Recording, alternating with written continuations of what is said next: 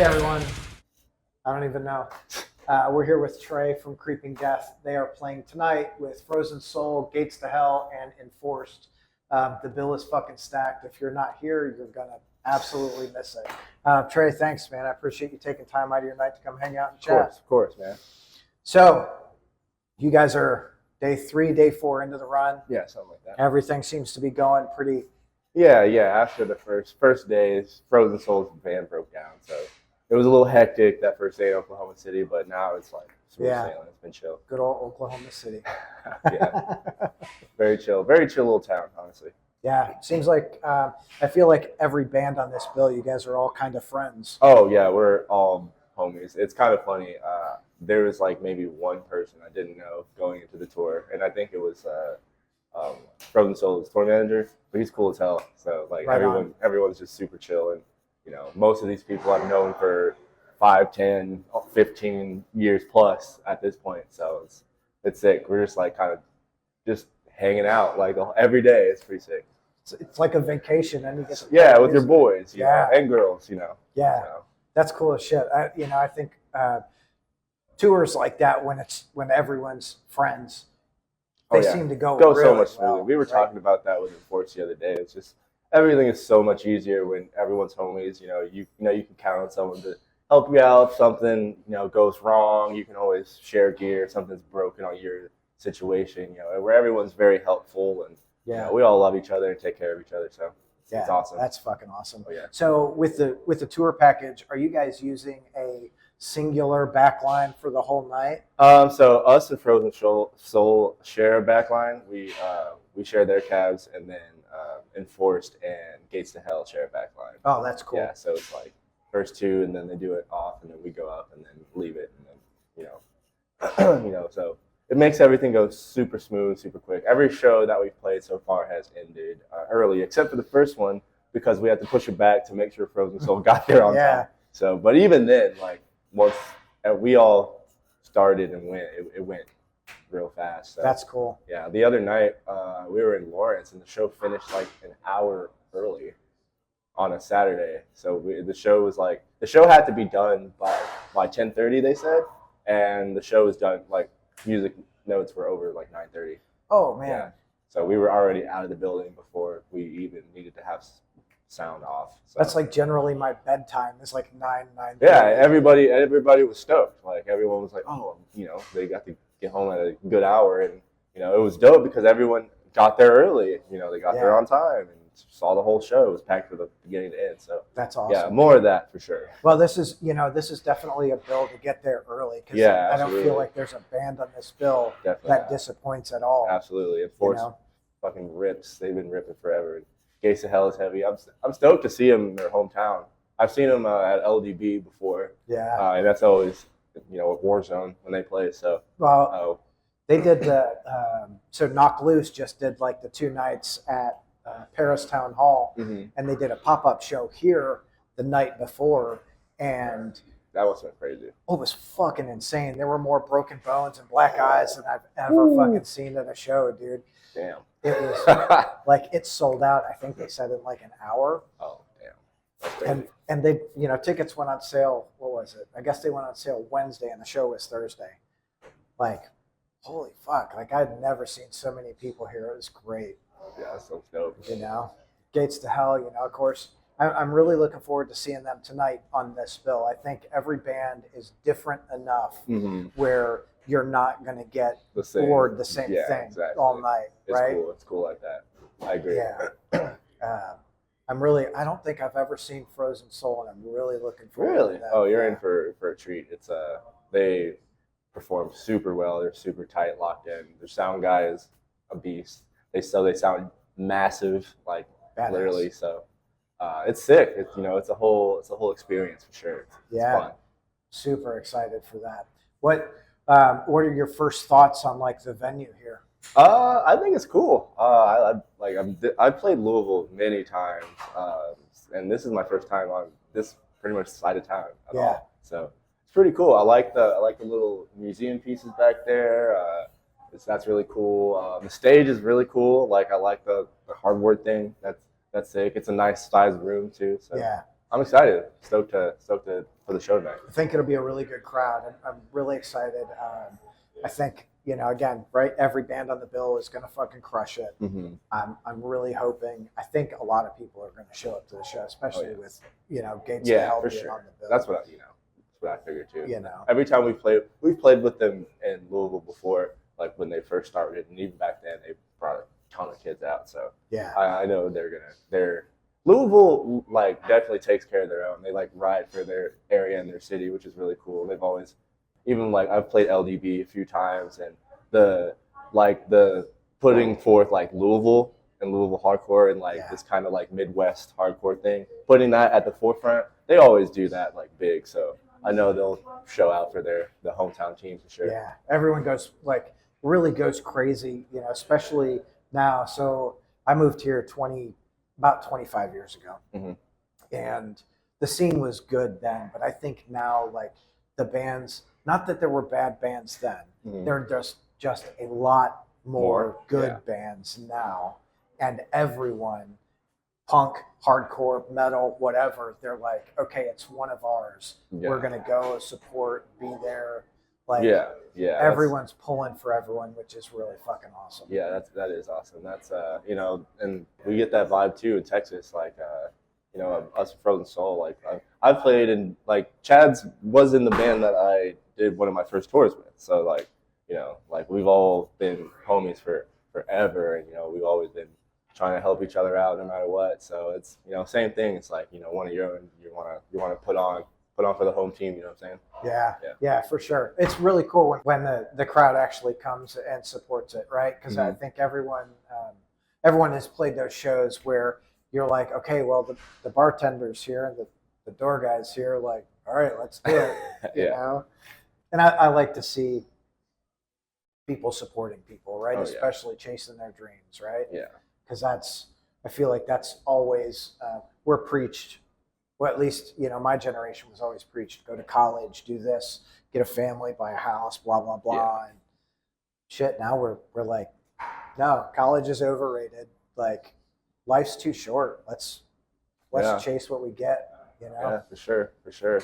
I was lucky enough to at least, I finished college, but so by the time I finished college, I had the time to really pursue music and stuff. So I was definitely lucky in that sense. But yeah, it's like, I always tell people the same thing. It's like, I haven't used my degree one day. Right. And even now, it's like, I'm going to pivot to something else. Like, I'll start working in like software engineering and shit. So I didn't even go to college for that, but I'm going to be doing that eventually. So yeah, it's like not even really that important. Right. You can always pivot and do something, start something, whenever, you know what I'm saying? Well, I think one of the biggest debts that we have right now is student debt. Mm-hmm. I think the last thing I've read was out of our 32 trillion, almost 2 trillion of it was just student loans. Mm.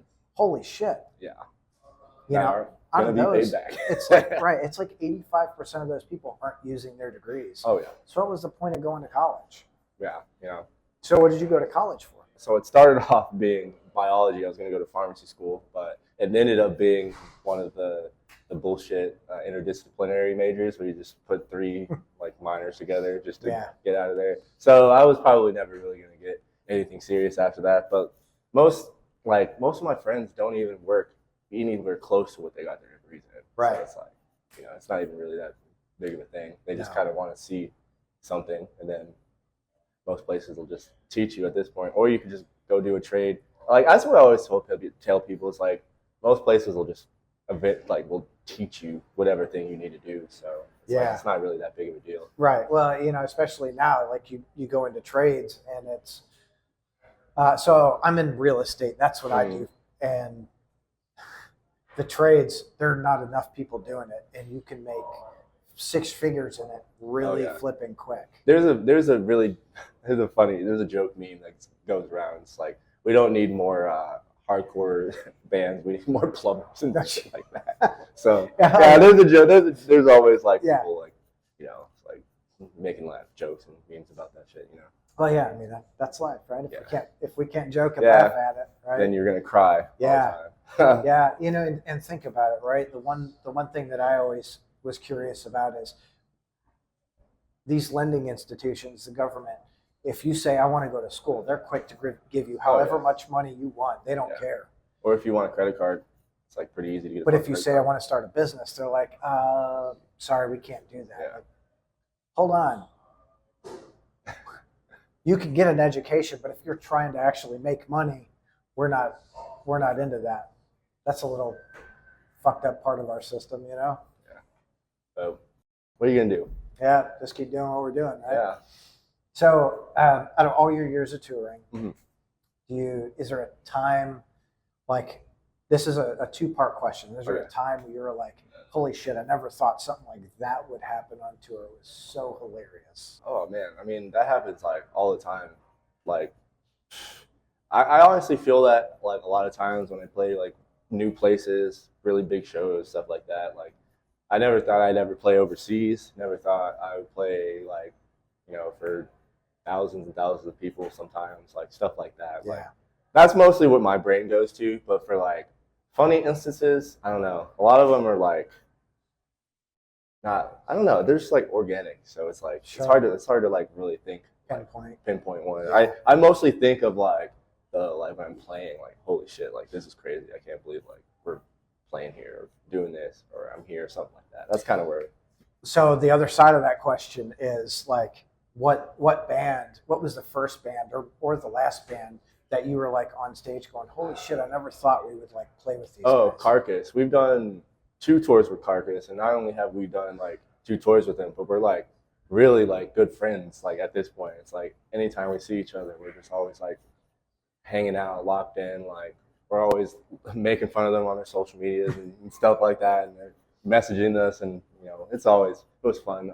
Even like their crew, our TM Chris, we actually met her through them. She does merch for them too. Right on. So we all hit it off. So now she does TM and merch stuff for us too. And Sam, their guitar tech, Bill's guitar tech, he actually did.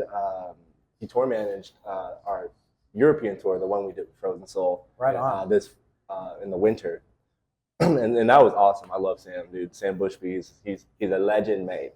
He's dope. That's great cool. Dude, great Yeah. dude. So yeah, that was definitely one big one. I mean, we're like hitting it off with like Immolation, like tours with Exhumed. Like we played Milwaukee Metal Fest and we were hanging out with Exhumed, and it was like we hadn't even like there had been no time in between like hanging out. It was like awesome. I was like, damn, like I really missed y'all. Like that's sick. And they were the first band we did a tour with after like the pandemic kind of started to let up and we could tour again. It was us, Bewitcher, and Enforced, and Exhumed. Hell yeah. And it was dope. We had a amazing time. It was a blast. What a killer bill. Oh yeah, it was dope. It was really sick. So. Hell yeah. So yeah, just stuff like that. We're just getting to play with like, and, do people that you've been listening to for years and stuff like that. So for sure. I think Carcass just so I'm doing the Headbangers boat this year. Oh nice. And at the gates had a previous commitment so they dropped off, but they put Carcass in their place. And I'm like, okay, like I really wanted to see At the Gates, but I'm not disappointed with Carcass at all, Yeah, Carcass is great and they sound amazing. Like they're just incredible musicians. Like and they locked in like every single night. It's pretty sick. I really, I haven't seen them since probably 2014. It was them, Crowbar, and Night Demon. Nice.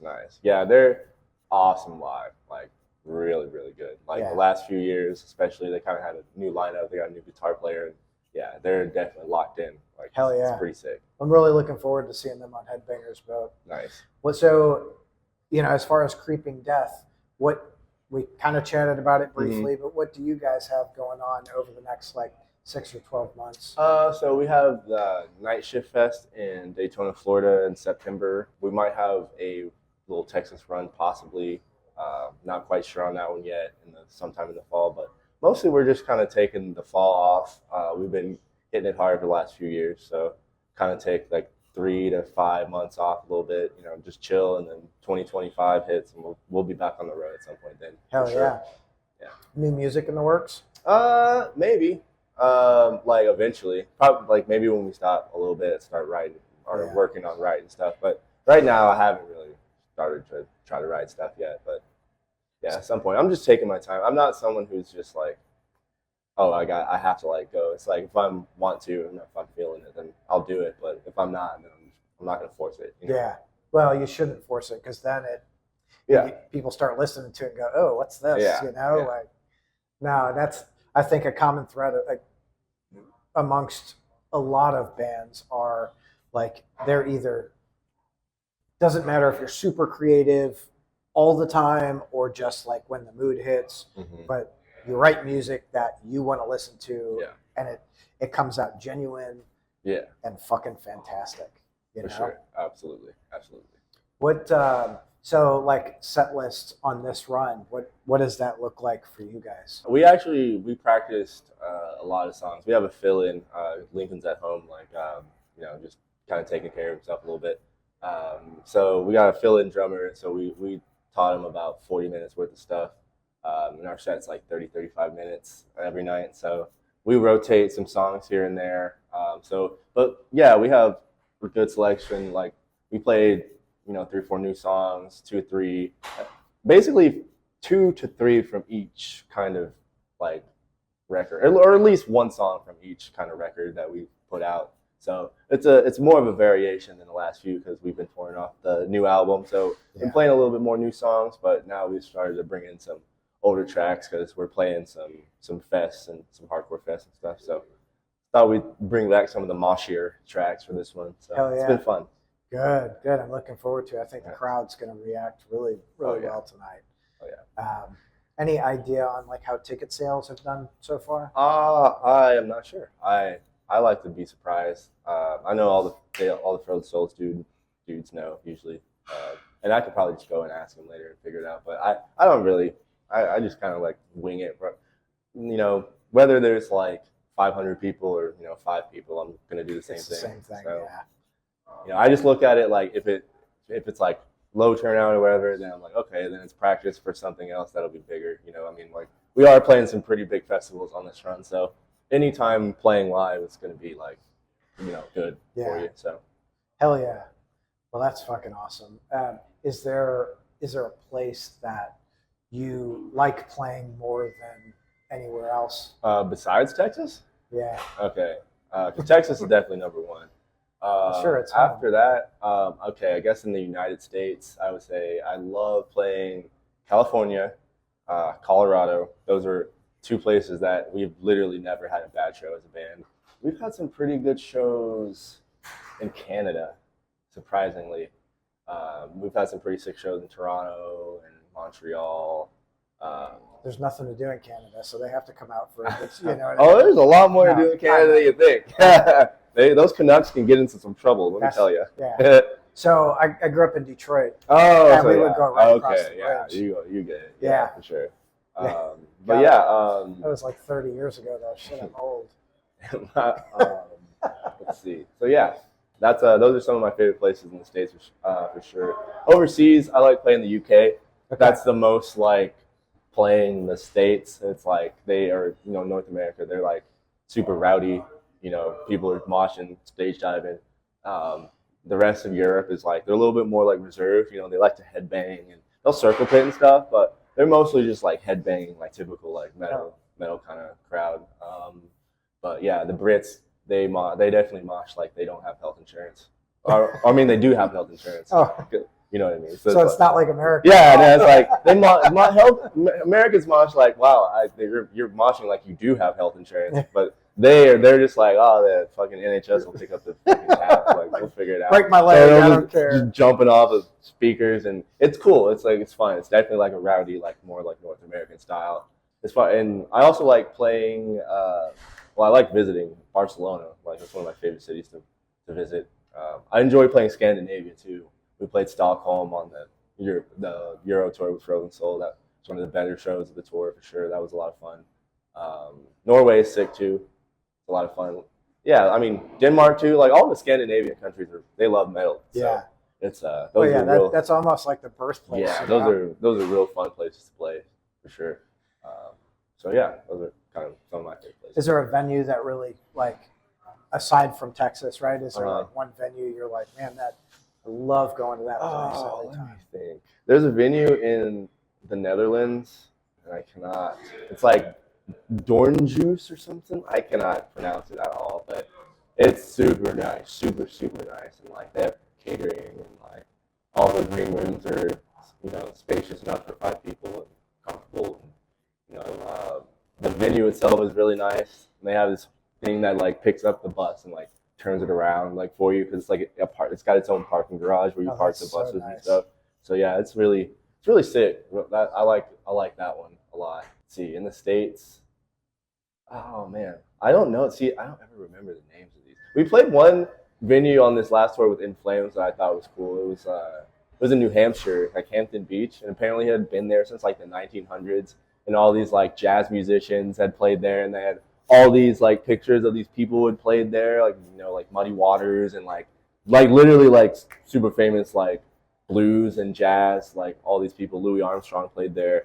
And I'm like, holy shit. And it was funny, I was like talking to one of the stagehands. I was like, so tell me, this place is so old. Like, is it haunted? He's like, oh yeah, totally haunted. Totally Absolutely. Yeah. He was like, absolutely. And I was like, okay, sick. So yeah, that was cool. It was huge, big, like sort of like elegant looking like ballroom thing. It was right cool. on. Yeah.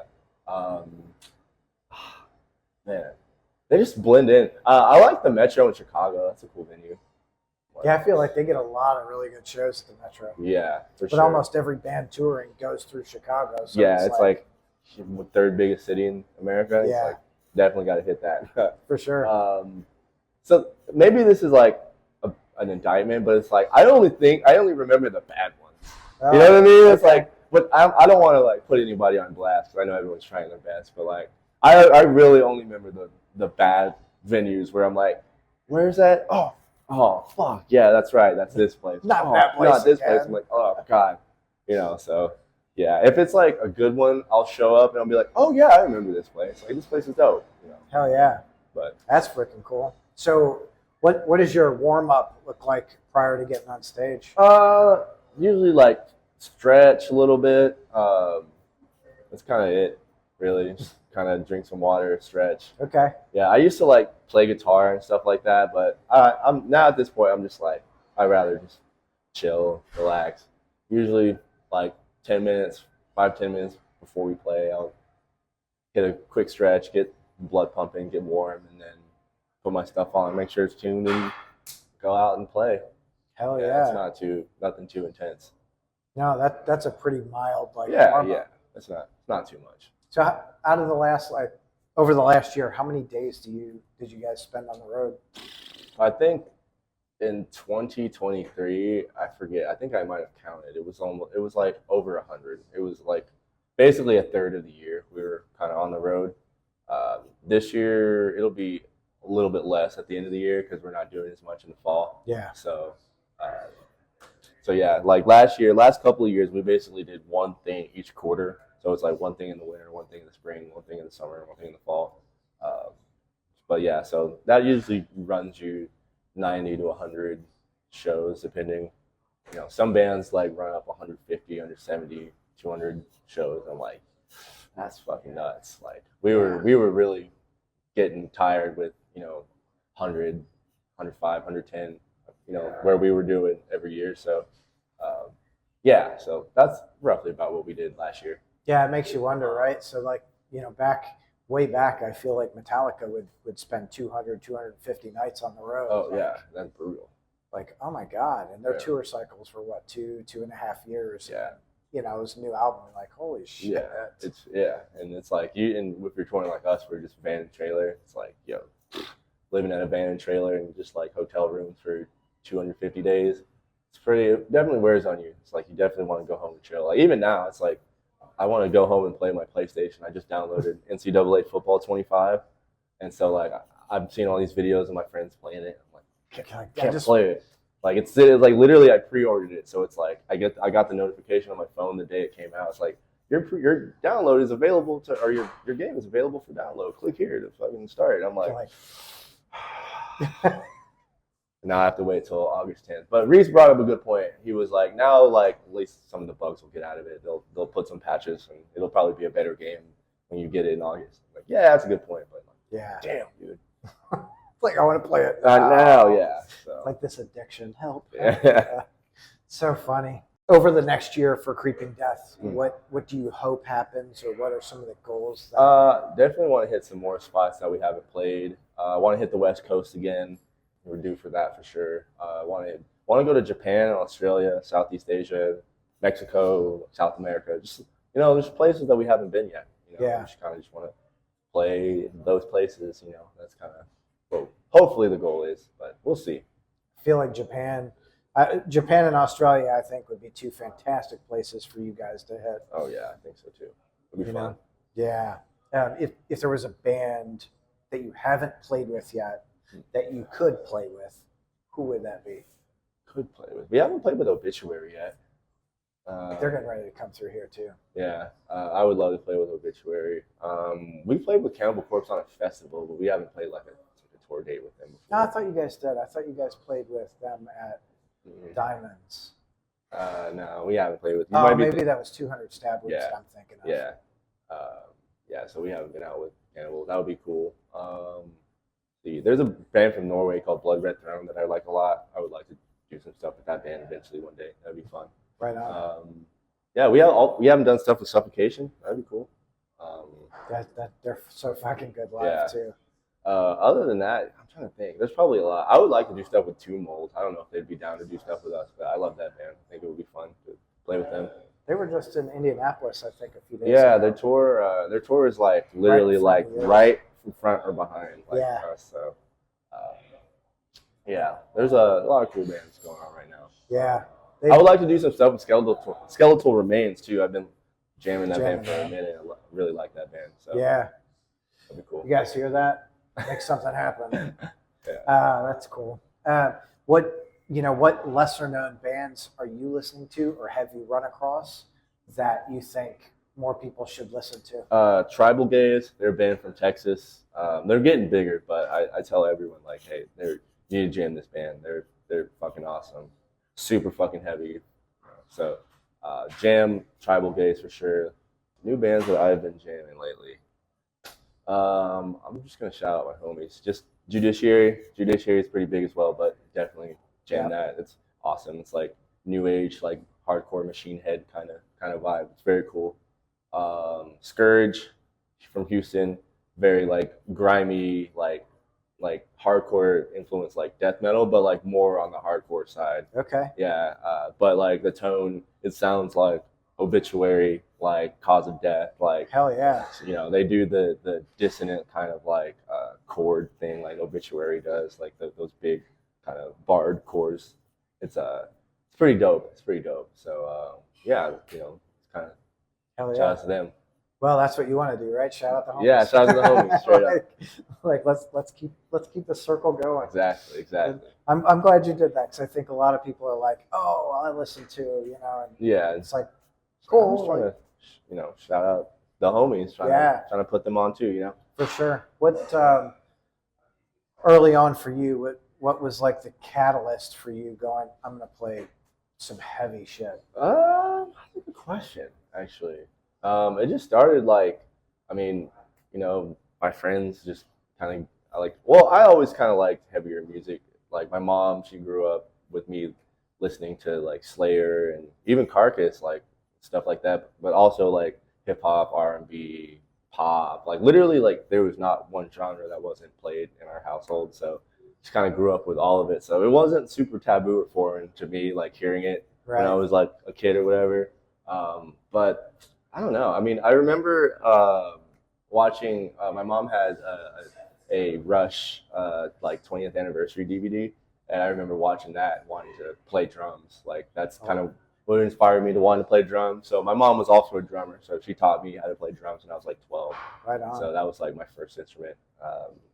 But yeah, I guess that would be a pretty good catalyst, like watching that Rush DVD, wanting to play it. But as far as playing like heavy, I guess it started out wanting to play hardcore, really, because once I had, I was a teenager, I kind of got out of the more like metalcore phase. Yeah. I also noticed there was the barrier to entry to playing hardcore shows was so much lower, which I thought was awesome. They were just like, oh, you have a band?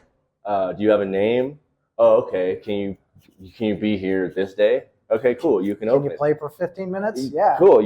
Yeah. And I was like, he was like, here's my number, like, blah, blah, blah. We'll be in touch. And we were like, oh, hell yeah. Like, it was so easy to just like play. So that's kind of where I started like playing in my first band, was some shitty hardcore band. So, I guess that's like where the getting into the heaviness got into, I guess. And, it just progresses, like I said, I've always been into Slayer, like, listening to stuff like Carcass since my mom's playing it around me since I was a baby, and, Pantera and stuff. So, getting into the heavierness of that was like not too deep of a pool to get into. So. Right.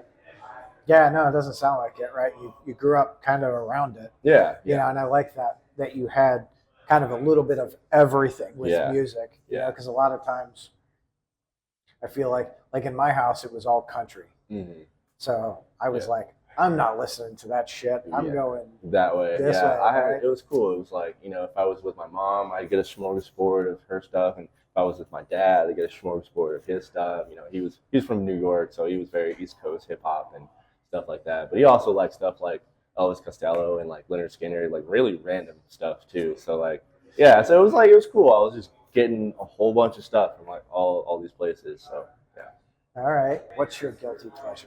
Okay, so I had a thing about guilty pleasures. I like what I like. I don't think anything's a guilty pleasure. Sure. I like, if I like it, I like it. It's like music is super subjective, so I'm not one of these people who's like, no, you're wrong. Like this objectively is bad. I'm like, whatever. It's like you could think what I like is bad, and I could think what you like is bad. Absolutely. It's like art is subjective. That's like half the fun part about it. So I don't think I have any guilty pleasures. Like I like what I like. If you think it's weird, it's like whatever, dude. Like I like pop music. I like rap music, EDM, fucking soul.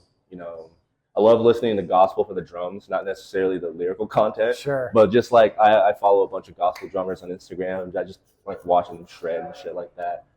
So like jazz, obviously punk and hardcore. Yeah. Classic rock, disco, so blues. Like I really can get down with most things for the most part. That's country is the hardest one, but there's some songs that like I'm like, okay, this is like a pretty solid song. Like can't really deny it. But like country is one that is still a harder one for me to get into. But for the most part, it's like I can generally vibe with pretty much anything. Yeah, for me, so I listen to a little bit of everything also. And when it comes to country, it's a very specific type of country that I have to listen to. Mm-hmm. Like it needs to be some sort of outlaw. Oh yeah, you like Johnny Cash and Johnny Cash, and shit Steve like that. Earle. Yeah, and I prefer like just a guitar and voice. I don't want the whole band behind arrangement. Mm-hmm. Yeah, because it just, to me, that is like the heart of country. Like tear in my beer shit, or I'm going to go do a line of cocaine and get arrested or whatever that is. Yeah. You know what I mean? Yeah. But it's, I guess like with everything, so it's objective. Subjective. Yeah. Yeah. Everyone's got their taste and opinions. For sure. All right, Trey, I'm not going to keep you much longer, dude. I appreciate you taking time out to chat with me. Of course, man. Appreciate it.